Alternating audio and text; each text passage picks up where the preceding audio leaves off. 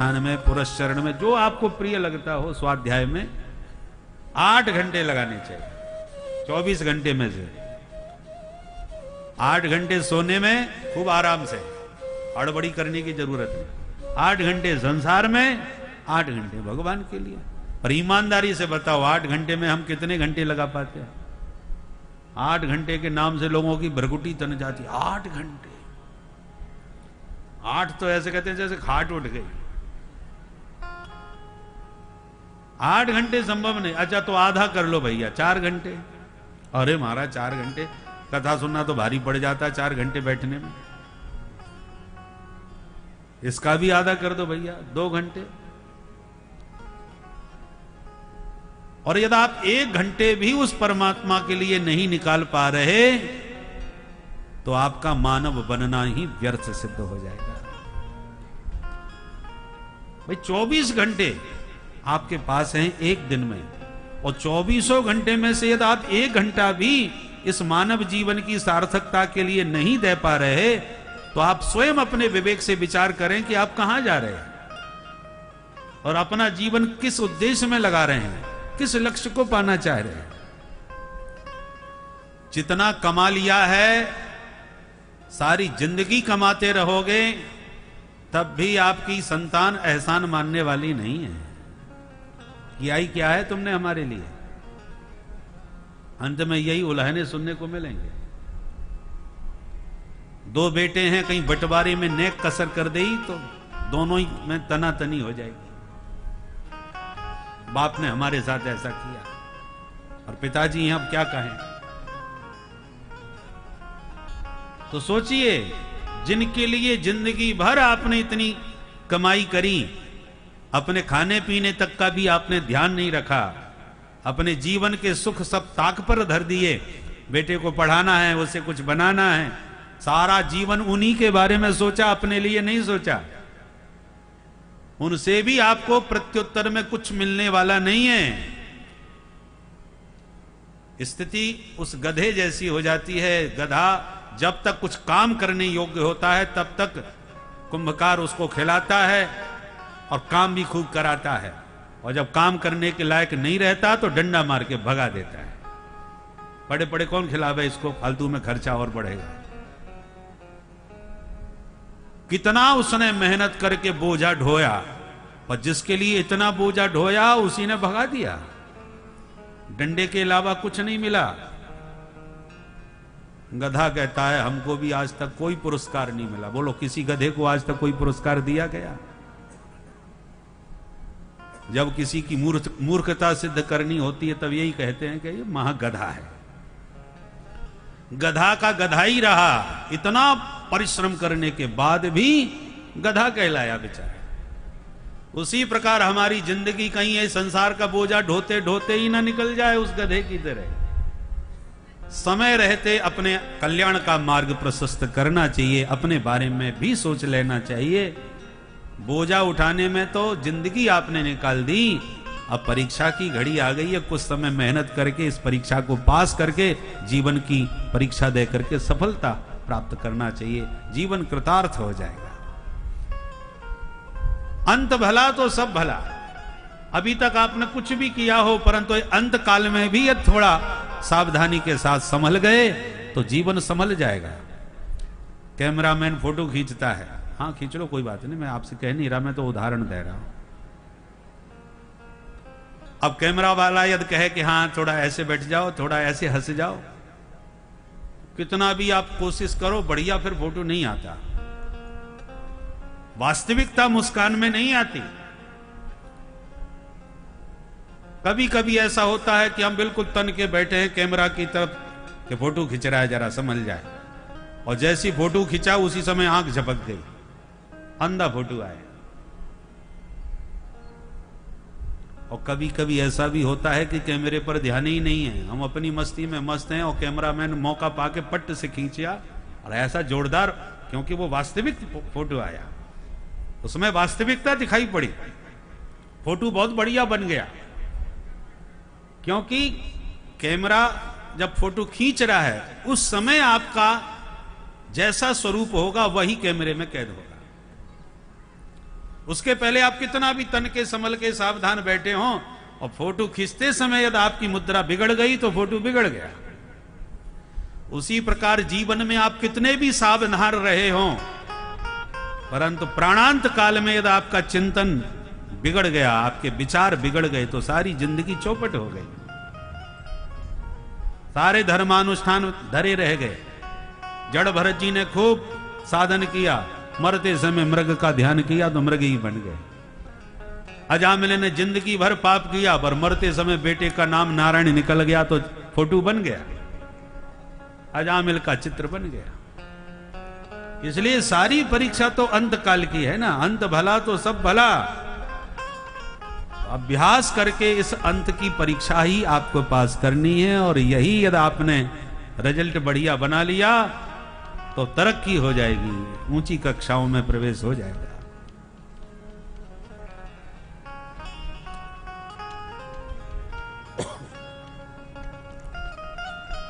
तो मैं निवेदन कर रहा था कि करदम जी के घर में सब कुछ है, फिर भी करदम जी ने घर क्यों त्यागा? क्योंकि चौथा चरण अब संभालना है। सब कुछ अनुकूलता होने पर घर त्यागा जाए तभी वैराग्य है, अन्यथा घर में भाई खटपट, चल बाबा के मठ पर। लड़ाई झगड़ा करके यदि आप भाग गए घर छोड़ के परेशान होकर के, तो वो पलायनवाद है, न कि वैराग्य। परिस्थितियों से भागना है। भीतर तो राग है, परिस्थितियों के कारण भाग गए, परिणाम क्या होगा?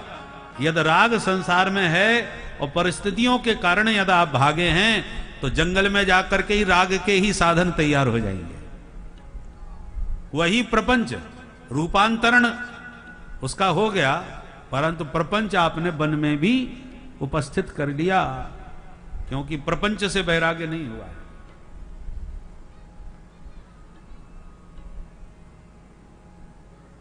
घर में अब तो केवल 2 सदस्य हैं।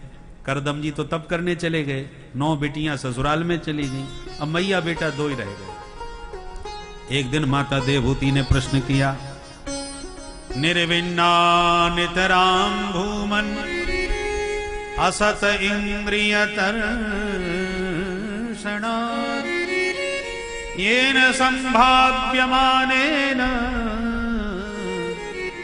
प्रपन्नांधम तम प्रभो। हे प्रभु, मैंने अपनी इंद्रियों को खूब विषय दिए हैं, खूब संसार भोगा। कोई स्त्री इतने सुख की कल्पना नहीं कर सकती जितना सुख मैंने इस संसार में भोग लिया, पर अब भी मेरा विषयों से वैराग्य फिर क्यों नहीं हो रहा? जीवन में क्या कमी रह गई, क्या प्राप्तव्य शेष रह गया जिसको पा करके मैं परिपूर्ण हो जाऊं? बेटा, मेरी बुद्धि तो काम नहीं करती, तुम विद्वान हो, इसलिए आज तेरी शरण में आ गई। मैं तुम्हारी शरण में हूं क्योंकि आप शरण्य हैं। शरण माने शरण देने योग्य। भगवान के जो चरण हैं वो शिव विरिंचिनतम शरण्यम, शिव और विरंच को भी शरण देने में सक्षम है। तो बेटा, तुम शरण्य हो, इसलिए तुम्हारी शरण में आ गई। अपने ज्ञान की कुठार उठाओ और मेरे अज्ञान के वृक्ष को जड़ सहित काट के मिटाओ। तम त्वागताहं शरणं शरण्यं बभ्रेत्य संसारतरो कुठारं। तम त्वागताहं शरणं शरण्यं बभ्रेत्य संसारतरो कुठारं। जिज्ञासया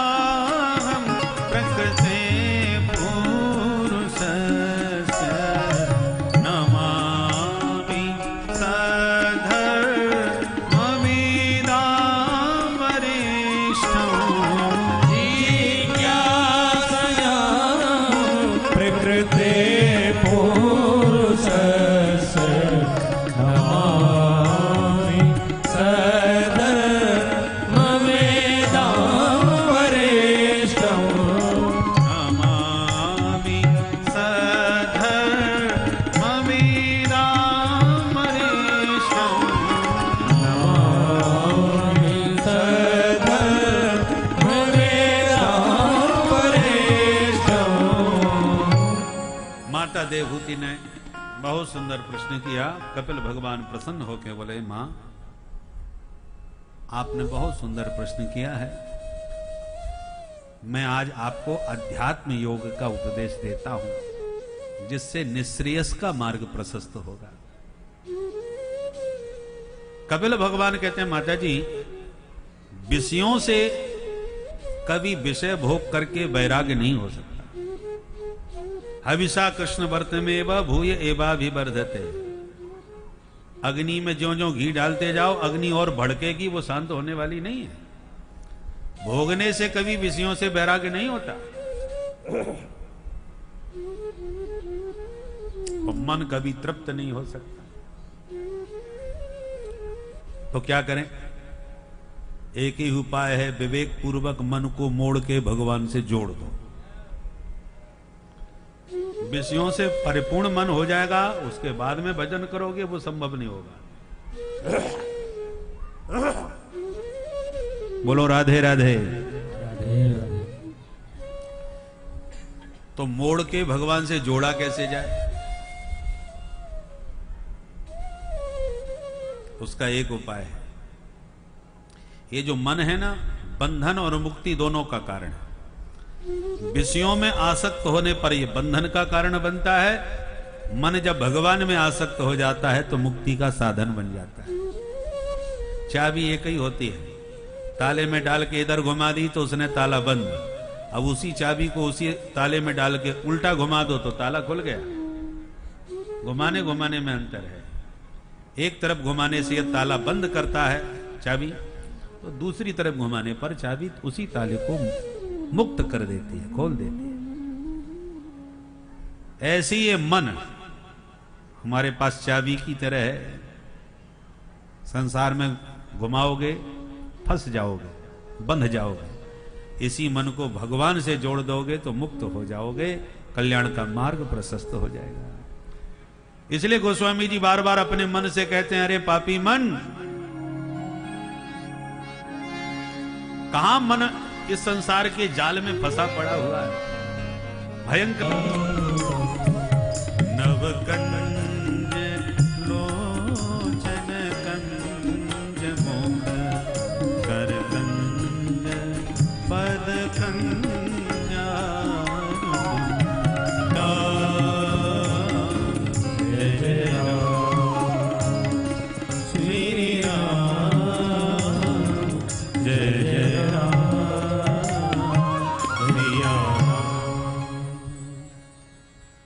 तो गोस्वामी अपने मन को समझा रहे हैं, कहां भटकता फिर रहा है। दारुण भव भय को यदि दूर करना चाहता है तो मन राम जी की चरण शरण ग्रहण कर। श्री रामचंद्र कृपालु भज मन, हरण भव भय दारुणम। बड़ा ही दारुण भव का भय है, साधारण नहीं है, खतरनाक। बचने का एक ही उपाय है, प्रभु की शरण। मन कहता है मैं रसीला हूं, मुझे रस चाहिए। मन बड़ा रसिक है। जहां रस नजर आता है, ये भौरे की तरह वहीं उड़ के पहुंच जाता है। परंतु ये इतना रसिक है कि जब तक इसको पर्याप्त रस न मिले तब तक ये टिकता नहीं है। बहुत शब्दों पर ध्यान दें और एकाग्रता से इस बात को सुनें। भौरे की दो प्रकृति होती है, एक तो चंचलता में और दूसरा एकाग्रता में। दोनों में भौरे का उदाहरण है। चंचल कब होता है? जब रस अल्प होता है। भौरा उड़ करके पुष्प पर बैठ गया, रस तो मिला परंतु अल्प मिला, तो थोड़ा सा रस कण ग्रहण किया और फुर से उड़ के दूसरे पुष्प पर जाके बैठ गया।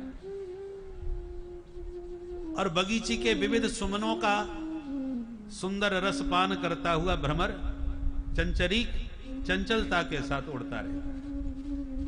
किंतु यदि किसी पुष्प में पर्याप्त मकरंद पराग प्राप्त हो जाए, खूब चकाचक, तो फिर वो बैठ करके पीने में इतना मस्त हो जाता है कि देह का भान भूल जाता है।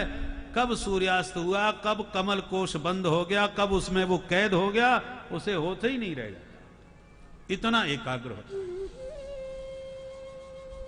और बैठा बैठा सोचता है रात्रिर्गमिष्यति भविष्यति सुप्रभातम भास्वान उदिश्यसि हसिष्यति पंकजश्री इत्थं विचिन्तयत कोशगते दुरेफे हा हंत हंत नलनी गजमुज्जहार।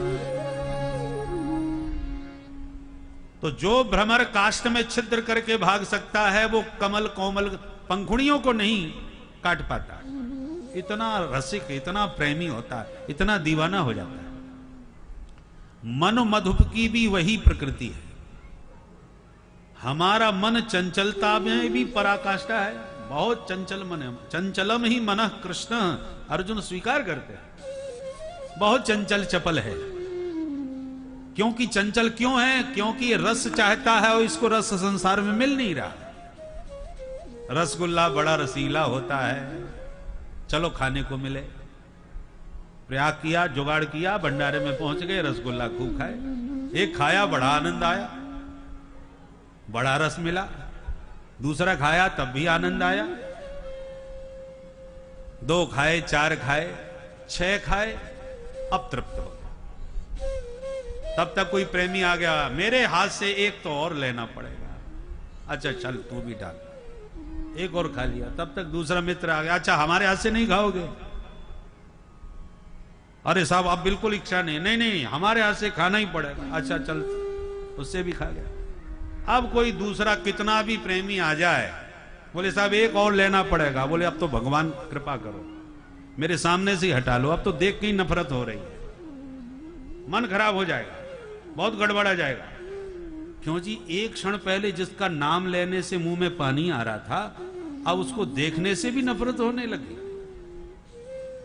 रसगुल्ला के माध्यम से संसार के सभी विषयों में आप इसके उपमा को जोड़ लीजिए। जिनका नाम, जिनका स्मरण करने से आप गदगद हो जाते हैं, इतने प्रिय लगते हैं, उन्हीं को पाने के बाद कुछ ही दिनों में वो सारा प्रेम रफू चक्कर हो जाता है। इसलिए कैतव रहो तो प्रेम न भवति मानुषे लोके। मन को जितना प्रेम, जितना रस, जितना आनंद चाहिए, वो जगत में कहीं उसे प्राप्त नहीं होता। इसलिए मन चंचल है, उड़ता फिर रहा है। अब कहीं पर्याप्त मिले तो ये डूबे फिर। और पर्याप्त मकरंद रस तो रसो वै सह रसम हेवानम लब्ध्वानंदे भवति। परमात्मा साक्षात रस के भंडार हैं, जो आनंद सिंधु सुख राशि। क्षणिक आनंद से मन तृप्त नहीं होता, उसे आनंद का समुद्र चाहिए। जो बढ़िया तैरने वाले हैं, ऊपर ऊपर से बहुत ऊंचाइयों से उछल के छलांग मारने वाले हैं जल में, वो घुटने के पानी में कहो कि भाई इतना ही पानी है और यही नहाना पड़ेगा, इससे ज्यादा मिलता नहीं है, वो डुबकी भले ही लगा ले पर आनंद नहीं आएगा। एक डुबकी से निकल के बाहर, खूब गहराई हो, फिर ऊपर से छलांग सिर के भर लगाए और खूब गहरे तक जावे, तब उसको गोताखोर को आनंद आएगा। मन भी बहुत गोतेबाज है, इसको छोटे मोटे रस में आनंद नहीं आता। पर्याप्त रस सागर मिले तब ये डुबकी लगाए। इसलिए गोस्वामी जी कहते हैं तू बड़ा रसिक है, संसार में 1-2 कमल मिलते होंगे जिसका तुझे रसपान करने को मिलता होगा, पर राम जी के तो अंग अंग में कमल खिल रहे हैं। नव कंज लोचन कंज मुख कर कंज पद कंजारुणम। कितने कमल हैं, वो कमलाकांत हैं, अंग अंग कमल जैसे हैं और रस के भंडार हैं। प्रत्येक कमल में इतना रस भरा है कि आजन्म तू पान करने पर भी उसकी थाह नहीं ले सकता। रसिक जन जो राम जी के प्रेम रस में डूबे होते हैं, वो एक अंग में ही अटक के रह जाते हैं। पादार बिंद में ही चिपक के रह गया मन, अब ऊपर जा ही नहीं रहा तो मुखार बिंद तक पहुंचेगा कब? अंग अंग में रस भरा है। जब चरणार बिंद में डूब गया, पदनख चंद्रिका में डूब गया, भगवान के पाद तल में डूब गया, चरण में ही कितने प्रकार हैं। लाल लाल तलवे हैं, पूर्णेंदु के समान नख चंद्र की आभा चमक रही है।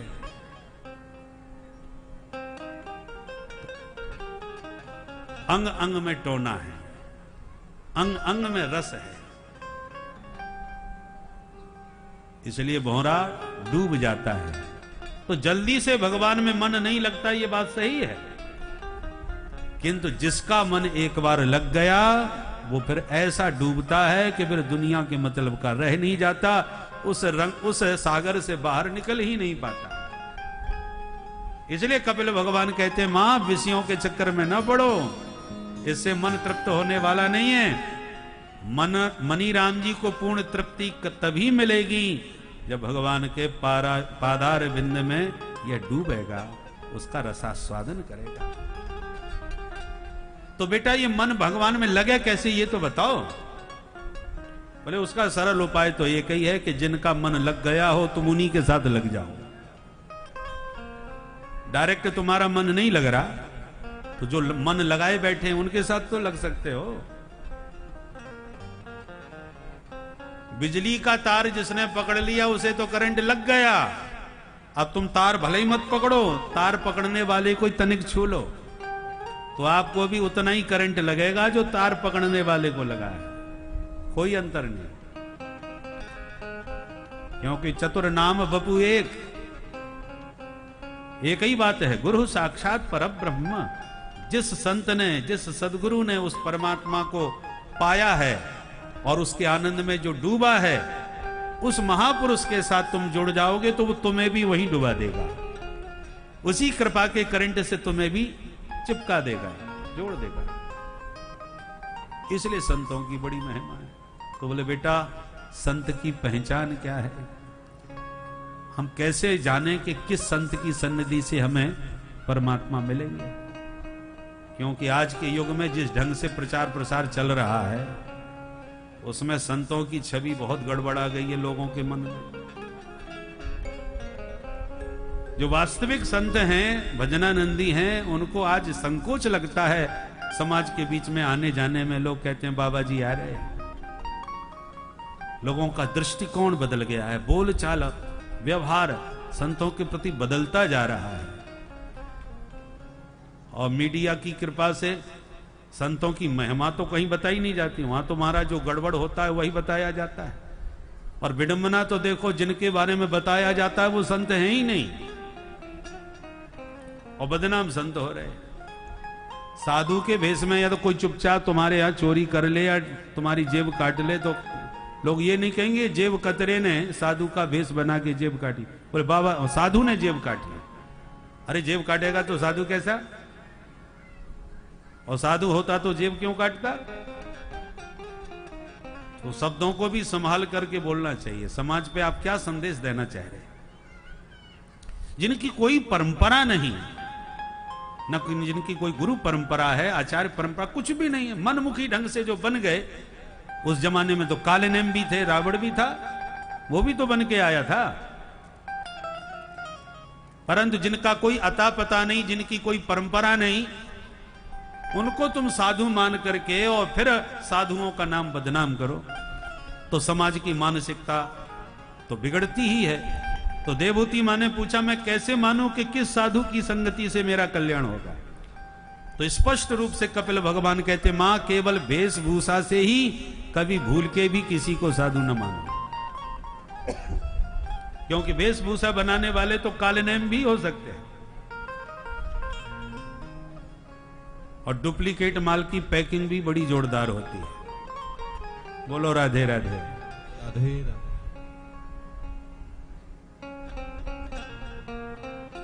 जो वास्तव में महात्मा है उनको सजने संवरने की जरूरत थोड़ी होती है। वो तो जैसे है वैसे मस्त है। आना है तो आओ, ना आना तो बहुत अच्छी बात। कोई आ गया तो स्वागतम, चला गया तो भीड़ कम। दोनों में मस्त हैं। वो अपेक्षा थोड़ी रखते हमारे पास कोई आवे कुछ चढ़ावे।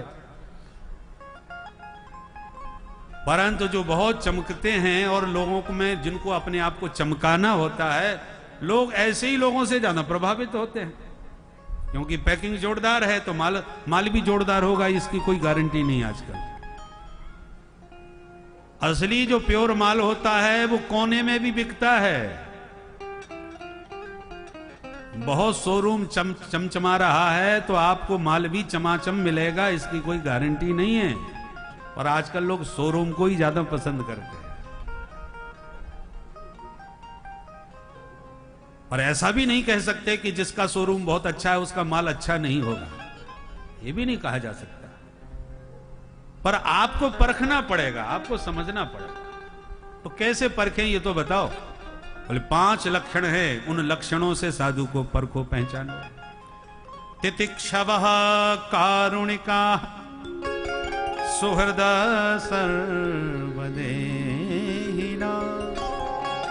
अजात शत्रवः शांता साधव साधुभूषण। ये हैं साधु के आभूषण, इनसे पहचानो। सबसे पहला तितिक्षवः। संत वो है जो तितिक्षु हो। तितिक्षु माने द्वंद्वों को सहन करना। कभी बहुत सम्मान हो रहा है तो कभी कभी घोर अपमान भी हो जाता है। पर याद रखिए, सम्मान आपको बहुत अच्छा लग रहा है तो फिर अपमान भी उतना ही कड़वा लगेगा। और यदि आप सम्मान पचा लिए तो अपमान भी आराम से पच जाएगा। किसी ने खूब मालाएं पहनाई, खूब चरण धोए, खूब आरती करी और आप पर इसका कोई भी प्रभाव नहीं पड़ा